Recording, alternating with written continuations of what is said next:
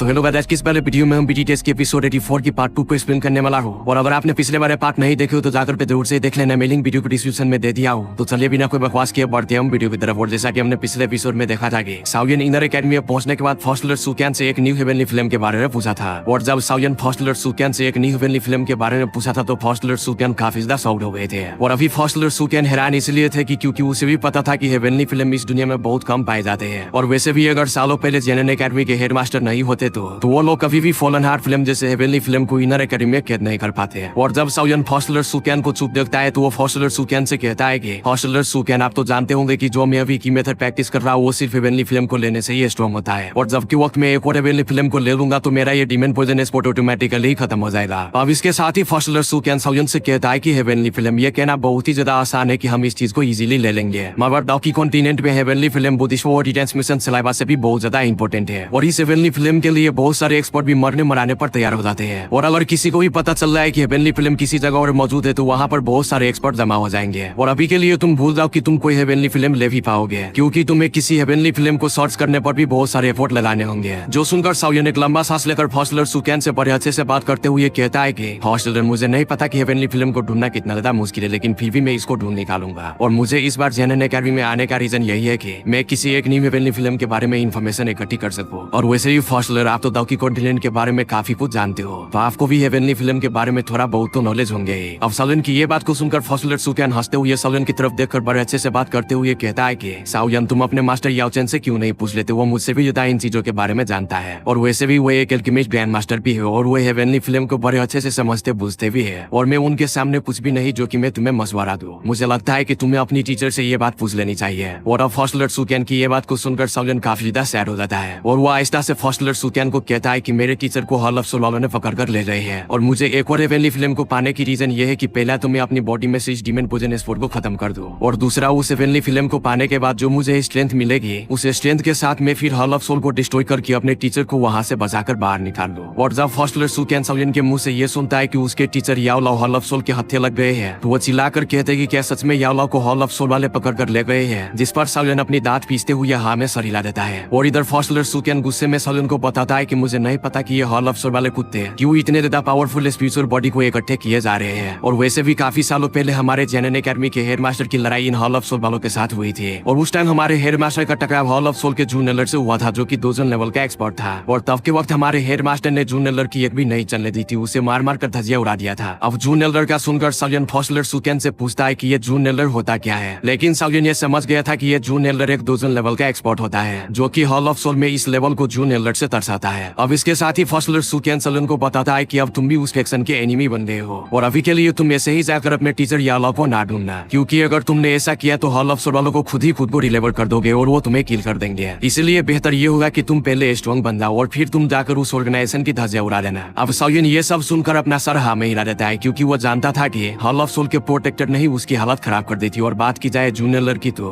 अभी के लिए साउयन उन जून नेलर को देखकर तो दुम दबाकर भाग जाएगा, क्योंकि वो 2 लेवल का एक्सपर्ट नहीं जो कि साउयन उसको हरा दे, बल्कि वो तो 2 लेवल का एक्सपर्ट है। अभी के लिए साउयन उसके सामने तो कुछ भी नहीं है। अब इसके साथ ही फॉस्टलर सुकैन साउयन को बताता है कि वैसे भी याओ लाओ के बहुत सारे फ्रेंड थे जिनको कि थोड़ा बहुत मैं भी जानता हूँ और उनके साथ मेरे भी थोड़े बहुत रिलेशनशिप है, मगर अभी के लिए मुझे नहीं लगता कि साउयन वो सिर्फ तुम्हारे लिए हॉल ऑफ सोल को अपोज कर लेंगे। लेकिन अभी के लिए तुम्हें साउयन अपने मास्टर याओ लाओ के उस फ्रेंड को ढूंढना होगा, वो तुम्हारी हेल्प जरूर करेंगे। और अब फॉस्टलर सुकैन की ये बात को सुनकर साउयन हैरान होकर कहता है कि कौन, जिस पर फॉस्टलर सुकैन साउयन को बताता है कि फैन जुनजी। और अभी के लिए फॉस्टलर सुकैन जब ये लफ्ज बोलता है तो उसके टोन में काफी ज्यादा फैन जुनजी के लिए रिस्पेक्ट शो हो रही थी। अब इसके साथ ही साउयन कहता है कि फैन जुनजी, और वो सोचता है कि इसके बारे में तो अपने मास्टर याओ लाओ से भी सुना था और अपने फॉस्टलर सुकैन के मुंह से सुन रहा हो, तो इसका मतलब ये हुआ कि ये पर्सन मेरे टीचर के साथ काफी ज्यादा डीप रिलेशन में था, यानी कि ये मेरे मास्टर का कोई न कोई जानने वाला या करीबी है। जिसके साथ ही फॉस्टलर सुकैन साउयन की सोच को समझते हुए कहते हैं कि तुम सही सोच रहे हो फैन जुनजी, वो तुम्हारे टीचर का बहुत ही ज्यादा करीबी दोस्त था। और तब के वक्त तुम्हारे टीचर याओ लाओ अचानक ही डाउकी कॉन्टिनेंट से डिसिपेयर हो गए और तब के वक्त हैन फैंग ने यह फैला दी कि तुम्हारे टीचर याओ लाओ एक पील को रिफाइन करते हुए मारे गए। लेकिन फैन जुनजी को हैन फैंग की इस बात पर जरा सा भी यकीन नहीं आया और वो हैन फैंग पर शक करने लगा और उन चंद सालों में उसने पूरे कॉन्टिनेंट को छान मारा तुम्हारे टीचर को ढूंढते ढूंढते। और दूसरी तरफ हैन फैंग को डर था कि अगर फैन जुनजी को पता चल गया कि उसने ही अपने टीचर को किल किया है तो वो सिर्फ हाथ के एक इशारे से ही हैन फैंग को किल कर देगा। इसलिए हैन फैंग इस ब्लैक कॉर्नर रीजन में आकर यहाँ पर छुप गया था। और वैसे भी तुम्हारे टीचर का वो दोस्त फैन जुनजी जब वो पूरे डाउकी कॉन्टिनेंट में तुम्हारे टीचर को ढूंढ रहा था तो उस टाइम उसने उसने हॉल ऑफ सोलो ग्रैंडसन के साथ काफी बार फाइट भी की थी और मुझे नहीं पता कि वो क्या रीजन थी जो उसने हॉल ऑफ सोलो ग्रैंडसन के साथ इतनी बार फाइट की थी। मुझे लगता है कि उसने तुम्हारे टीचर के लिए ही इतनी बार हॉल ऑफ सोलो ग्रैंडसन से फाइट किया था। और अभी के लिए मुझे यकीन है कि साउयन अगर तुमने फैन जुनजी को ढूंढ लिया तो मुझे पता है कि वो बंदा तुम्हें अपनी डिसेबल की तरह ट्रीट करेगा, क्योंकि वो तुम्हारे मास्टर याओलाओ को अपनी भाइयों की तरह मानता था। और मैंने आज तक दाओकी कॉन्टिनेंट में सगे भाइयों में भी इतना प्यार नहीं देखा जो प्यार मैंने तुम्हारे मास्टर याओलाओ और फैन जुनजी के बीच देखा। और मुझे यकीन है कि अगर तुम फैन जुनजी को ढूंढ लोगे तो वो तुम्हारे लिए बहुत ही हेल्पफुल साबित होंगे। और वो बंदा ऐसा है कि जिस पर तुम अपनी मास्टर की तरह कम्प्लीटली ट्रस्ट भी कर सकते हो। और अब हॉस्टलर सुकेन की ये बात को सुनकर साउयन हाँ में सर हिला देता है और वो एक स्माइल के साथ कहता है कि दाओकी कॉन्टिनेंट बहुत ही बड़ा है और वैसे भी किसी भी इलाइट डोजन लेवल के एक्सपर्ट को ढूंढना मेरे लिए काफी ज्यादा मुश्किल होगा। जिस पर हॉस्टलर सुकेन अपने हाथ खोलकर साउयन को कहता है कि ये तुम्हारे लक पर डिपेंड पड़ेगा, क्योंकि फैन जुनजी इतना ज्यादा स्ट्रॉन्ग है कि उसको हमारे जेनन एकेडमी के हेड मास्टर भी काफी ज्यादा प्रेज किया करते थे और उनकी तारीफ किया करते थे। और ये तुम्हारे लिए फायदेमंद होगा कि अगर तुम खुद जाकर फैन जुनजी को ढूंढो, वरना अगर ये इन्फॉर्मेशन तुमने हर जगह फैला दी कि तुम फैन जुनजी के दोस्त याओलाओ के डिसाइपल हो, तो इससे पहले कि फैन जुनजी तुम्हें ढूंढकर बचा पाए वहाँ पर तुम्हारे लिए याओलाओ के जो एनिमीज है वहाँ पर पहुंचकर तुम्हें किल कर देंगे। इसीलिए तुम्हारे लिए ये बेस्ट होगा कि ये इन्फॉर्मेशन किसी को भी ना बताना और चुप करके अभी के लिए तुम फैन जुनजी को ढूंढो। और वैसे भी मेरे पास कोई ऐसा मेथड नहीं जो मैं तुम्हें फैन जुनजी को ढूंढने का रास्ता बता सकूं। जो सुनकर साउयन हाँ में सर हिला देता है और वो कहता है कि मैं अपनी पूरी कोशिश करूंगा कि मैं अपने मास्टर याओलाओ के दोस्त फैन जुनजी को ढूंढने की। और फिर इसके साथ ही साउयन हॉस्टलर सुकेन से कहता है कि अभी के लिए आप मुझे हेवनली फिल्म से रिलेटेड भी इन्फॉर्मेशन दे दीजिए, क्योंकि मैं अपने स्ट्रेंथ को भी बढ़ाना चाहता हूँ और ये मेरे लिए बहुत ज्यादा इंपॉर्टेंट है। इसलिए हॉस्टलर आपकी एक्सपीरियंस मेरे से काफी ज्यादा है और आप दाओकी कॉन्टिनेंट के सभी के इश्यूज के बारे में काफी ज्यादा जानते हैं, तो इसीलिए प्लीज आपको हेवनली फिल्म से रिलेटेड कोई भी क्लू है या कोई भी इन्फॉर्मेशन है तो प्लीज आप मुझे बता दें और मुझे ये भी बता दें कि उस हेवनली फिल्म को पाना मेरे लिए कितने परसेंटेज चांस है। और अभी के लिए साउयन के पास प्यूरिफाइंग डिमोनिश लोटस फिल्म के मैप फ्रेगमेंट भी थे, मगर अभी के लिए साउयन ने हॉस्टलर सुकेन से इस मैप फ्रेगमेंट के बारे में कोई भी जिक्र नहीं था किया। दरअसल बात यह नहीं थी कि साउयन को हॉस्टलर सुकेन पर यकीन नहीं था, क्योंकि मास्टर याओलाओ ने साउयन को सख्ती से मना किया हुआ था कि इस मैप फ्रेगमेंट के बारे में और प्यूरिफाइंग डिमोनिश लोटस फिल्म के बारे में किसी से ही बात ना करे, चाहे वो जो कोई भी हो। और इनमें से एक मैप फ्रेगमेंट डेजर्ट में आइस एम्बरर से मिला था। उसके बाद मास्टर ने साउयन को सख्ती से मना किया था ये मैटर किसी को भी बताने से, और तब से लेकर अब तक साउयन ने वो मैटर अपने दिल में दबा कर रखा है और ना ही अभी साउयन प्यूरिफाइंग डिमोनिश लोटस फिल्म के बारे में हॉस्टलर सुकेन को कुछ बताया। अब इसके साथ ही हॉस्टलर सुकेन ने कुर्सी से टेक लगाकर अच्छे से बैठ जाता है और वो कुछ देर सोचने के बाद साउयन से कहता है कि हाँ मुझे याद आया, मैं दूसरी हेवनली फिल्म के बारे में थोड़ा बहुत जानता हूँ। अब इसके साथ ही साउयन जब हॉस्टलर सुकेन के मुंह से ये बात सुनता है तो वो बहुत ज्यादा खुश हो जाता है। और इधर हॉस्टलर सुकेन साउयन को बताता है कि क्या तुमने कभी बर्निंग फ्लेम बेली का नाम सुना है। और अब साउयन बर्निंग फ्लेम बेली का नाम सुनकर थोड़ा हैरान होता है, क्योंकि साउयन ने बर्निंग फ्लेम बेली का नाम अपने मास्टर याओलाओ के मुंह से सुना था और जो साउयन sky fire 3 mysterious change technique जो यूज करता है वो उस बर्निंग फ्लेम बेली की ही थी। और साउयन को याद आता है कि उसके मास्टर याओलाओ ने साउयन को एक बार ये भी बताया था कि ये जो दाओकी कॉन्टिनेंट में बर्निंग फ्लेम बेली नाम का जो फैक्शन है उसके पास एक हेवनली फ्लेम भी है। और इधर हॉस्टलर सुकेन साउयन को बताते हैं कि इस बर्निंग फ्लेम बेली के पास एंशिएंट टाइम से एक हेवनली फ्लेम है और उस हेवनली फ्लेम का नाम 9 ड्रैगन लाइटनिंग फ्लेम है और इसका रैंक हेवनली फ्लेम रैंकिंग में 12वीं नंबर पर है। और अगर बात की जाए उसकी स्ट्रेंथ की तो 9 dragon lightning flame fallen heart flame से भी काफी ज्यादा स्ट्रॉन्ग है। और इधर साउयन ये सारी इन्फॉर्मेशन सुनकर थोड़ा परेशान हो जाता है, क्योंकि मास्टर याओलाओ ने साउयन को बर्निंग फ्लेम बेली के बारे में थोड़ा बहुत बता रखा था और ये भी बता रखा था कि वहाँ पर एक हेवनली फ्लेम है। और साउयन को ये बात भी अच्छे से पता था कि बर्निंग फ्लेम बेली कोई खिलौने की चीज नहीं है, वो एक काफी ज्यादा स्ट्रॉन्ग फैक्शन है। और तो और साउयन को बर्निंग फ्लेम बेली से 9 ड्रैगन लाइटनिंग फ्लेम को हासिल करना बहुत ही ज्यादा मुश्किल होगा। अब इस पर हॉस्टलर सुकेन हंस देते हैं और वो साउयन से कहते हैं कि हेवनली फ्लेम के रिलेटेड मेरे पास बस यही इन्फॉर्मेशन थी। अगर तुम्हारे पास साउयन जरा सी भी ताकत है या थोड़ा सा भी नॉलेज है तो तुम फिर जाकर इस 9 ड्रैगन लाइटनिंग फ्लेम को टारगेट देना, लेकिन अगर तुम्हें कॉन्फिडेंस नहीं तो तुम्हें केयरफुल रहना होगा, क्योंकि बर्निंग फ्लेम बेली के लोग बहुत ज्यादा गुस्से वाले होते हैं और अगर तुमने एक बार उससे दुश्मनी मोल ली तो फिर उनको संभाल पाना तुम्हारे लिए बहुत ज्यादा मुश्किल हो जाएगा और ना ही वो अपनी दुश्मनी खत्म करने पर आएंगे। और अब साउयन हॉस्टलर सुकेन की ये सारी बातें सुनकर हामे सर हिला देता है और वो सोचता है कि